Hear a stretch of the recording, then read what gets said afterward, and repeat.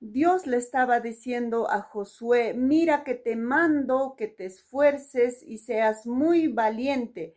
No te apartes a la diestra ni a la siniestra para que seas prosperado en todo lo que emprendas. Hoy en día esta palabra es para cada uno de nosotros. Dios nos dice en su palabra, esfuérzate y sé muy valiente para que en la vida seas prosperado en todo lo que puedas emprender.